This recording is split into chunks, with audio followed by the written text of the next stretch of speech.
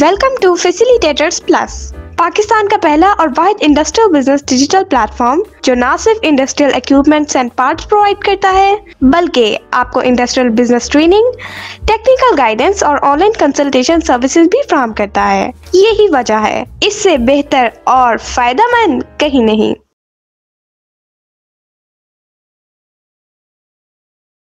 अस्सलाम वालेकुम। Facilitator plus solutions के प्लेटफॉर्म पे वेलकम कहते हैं आपको।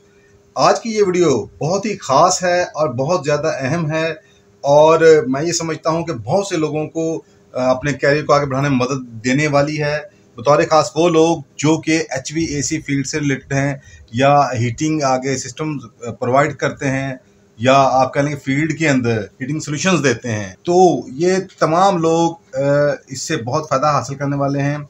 तो चाहूँगा कि ये वीडियो आप, चूँकि ये इन डेप्थ है, इन डिटेल है और मैं बड़े वसूख के साथ ये बात कह सकता हूँ कि पूरे सोशल मीडिया, ना सिर्फ सोशल मीडिया बल्कि यूट्यूब के ऊपर आपको कहीं भी इतनी in depth in detail video नहीं मिलने वाली और मुद्दतों नहीं मिलने वाली।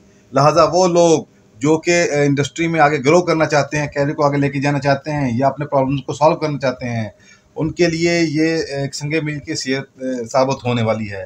तो इसलिए चाहूँगा कि इसको मुकम्मल बगौर कंप्लीट देखिएगा और नेक्स्ट इसके रिलेटेड अगर आपके जहन में कुछ क्वेश्चंस हैं तो आप हमें कमेंट्स में पूछ सकते हैं।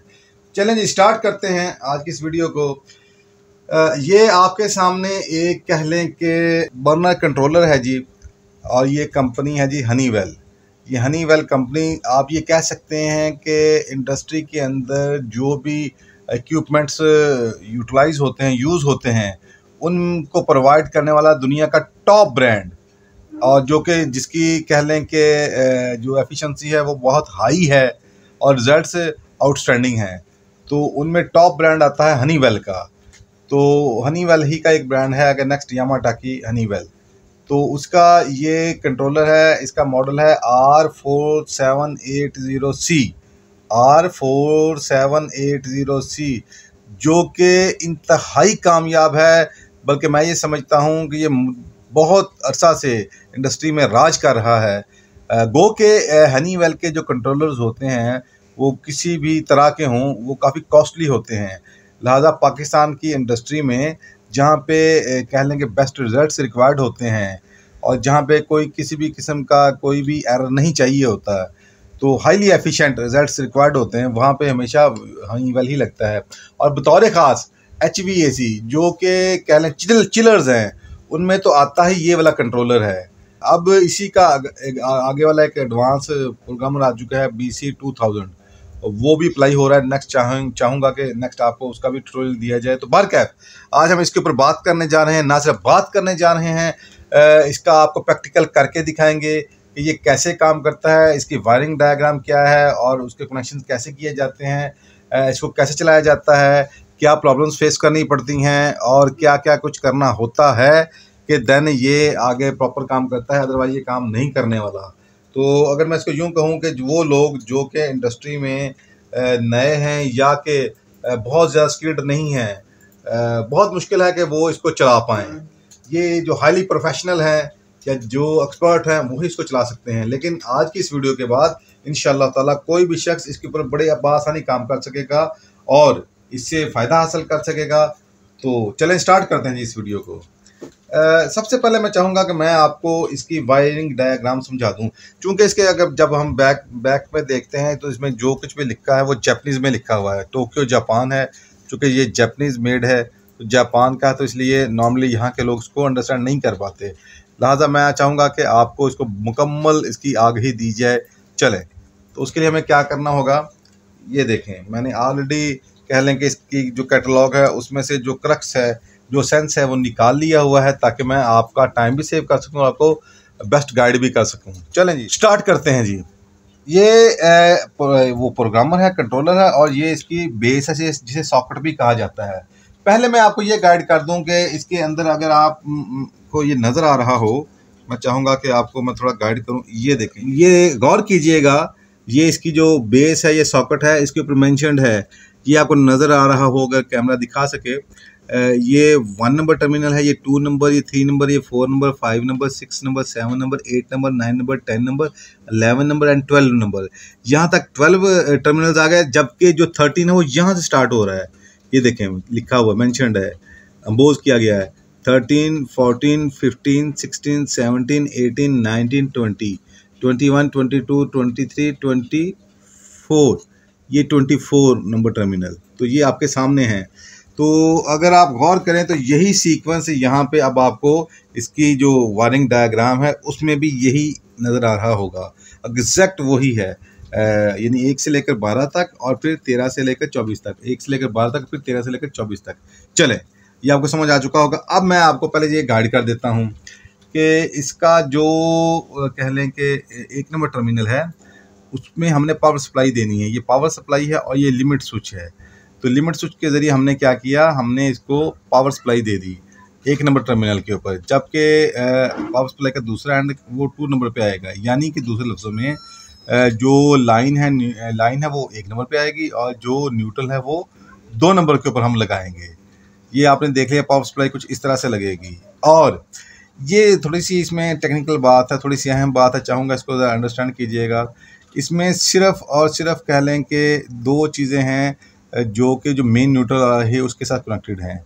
एक 3 नंबर के ऊपर ब्लोअर मोटर, ये देखें मेंशन्ड है, वो यहाँ से न्यूट्रल ले रही है, जबकि दूसरा इसमें सिर्फ अलार्म है जो कि यहाँ से न्यूट्रल ले रहा है।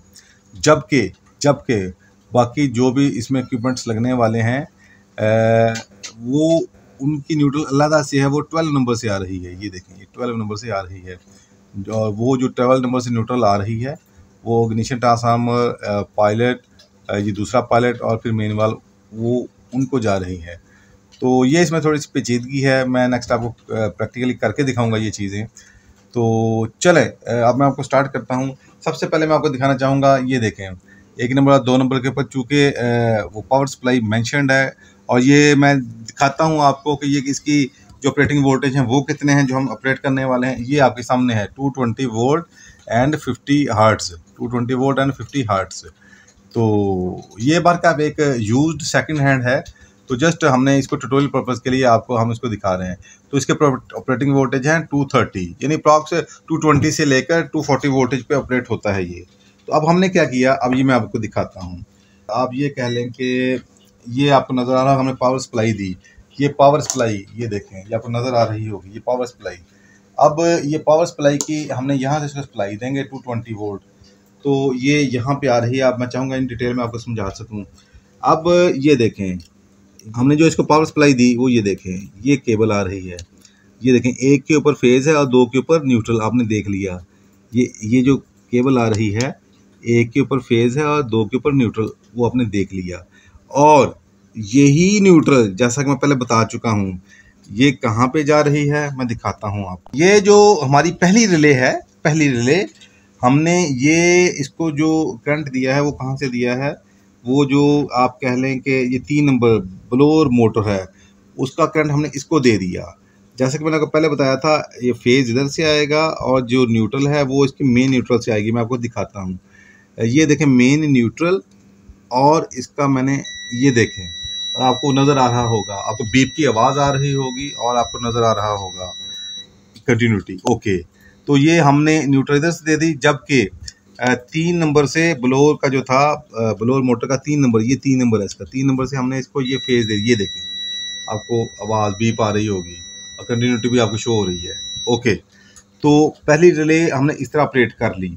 अब इसमें थोड़ी सी एक गौरतलब बात यह है, क्योंकि होता यह है, बर्नर जब चलता है तो उसमें एयर प्रेशर स्विच होता है जो कि ये प्रूव करता है, बर्नर कंट्रोलर को ये सिग्नल देता है कि यस, हमें जो भी रिक्वायर्ड एयर थी किसी भी हीटिंग सिस्टम के अंदर, वो अंदर प्रेशर बिल्ट हो चुका है और सिस्टम एफिशिएंटली वर्क कर रहा है। लिहाजा आप आगे कह लें कि जो भी सिग्नल्स हैं आप उनको कंटिन्यू कर सकते हैं, सीक्वेंस को आगे बढ़ा सकते हैं। तो उसके लिए एयर प्रेशर स्विच होता है। अब वो मैं आपको दिखाता हूँ। ये देखें, ये मेंशन्ड है जी, एयर फ्लो स्विच, यहाँ पे लिखा हुआ है एयर फ्लो स्विच। ये एयर जो फ्लो स्विच है ये कहाँ पे है, ये 14 एंड 15 नंबर टर्मिनल के ऊपर अप्लाई होता है और ये नॉर्मली ओपन है, यानी जब ब्लोअर चलेगा अंदर एयर का प्रेशर बिल्ट होगा तो देन ये कनेक्शन आपस में, अभी तो ये ब्रेक हालत में ये मेक हो जाएंगे, तो उसको सिग्नल मिलेगा कंट्रोलर को, देन वो आगे मूव करा देते। तो हमने उसके लिए क्या किया, ये मैं आपको गाइड करना चाहता हूँ। तो हमने उसके लिए क्या किया, जैसा कि आप देख रहे हैं ये जो 15 नंबर है, 15 नंबर ये एयर प्रेशर को जा रही है, तो मैं यहाँ से दिखाता हूँ आपको 15 नंबर, ये 15 नंबर टर्मिनल है, ये देखें मैंने इसको लगाया और इसका दूसरा एंड हमने कहाँ लगाया, इस रिले का ये जो पहला कॉमन पॉइंट है, इसमें 4 स्विचिंग सेट हैं, 1 2 3 4, तो हमने सिर्फ इसका एक स्विचिंग सेट यूज़ किया, तो उसका जो ये कॉमन है, ये पॉइंट नॉर्मली क्लोज्ड है और ये नॉर्मली ओपन है, तो इसके कॉमन पे हमने क्या किया, ये देखें ये 15 नंबर टर्मिनल को हमने इसके साथ लगाया तो बीप आ गई, तो ये प्रूव कर रहा है कि हमारी ये केबल यहाँ पे आ रही है, ये वायर यहाँ पे आ रही है। जबकि अब मैं इधर 14 लगाता हूँ तो 14 यहाँ पे नॉर्मली ओपन के ऊपर ये देखें ये आ रही है, तो होगा क्या, यूँ ही ये ब्लोअर की कह लें कि ब्लोअर का सिग्नल आएगा, ये रिले ऑन होगी तो ये स्विचिंग ऑन हो जाएगी, यानी कि ये जो नॉर्मली ओपन स्विच था, जो आम हालत में कह लें कि ब्रेक था, ये मेक हो जाएगा और इसको सिग्नल मिलेगा और ये आगे मूव कर जाएगा। चलें, ये तो आपको समझ आ गई, अब आगे बढ़ते हैं। अल्हम्दुलिल्लाह हम 25 साल से ज़ायद अरसा कामयाबी के साथ इंडस्ट्रियल ऑटोमेशन सर्विसेज और प्रोडक्ट्स पूरे पाकिस्तान में फ्राहम कर रहे हैं। हमारे साथ बहुत से इंडस्ट्रियलिस्ट्स और खुशमुतमईन कस्टमर्स मुंसलिक हैं। तो अगर आप भी 100% सेटिस्फेक्शन के साथ repairing solution, reliable and trustworthy support और ऑटोमेशन कंसल्टेंसी चाहते हैं तो दिए गए नंबर पर अभी राब्ता करें।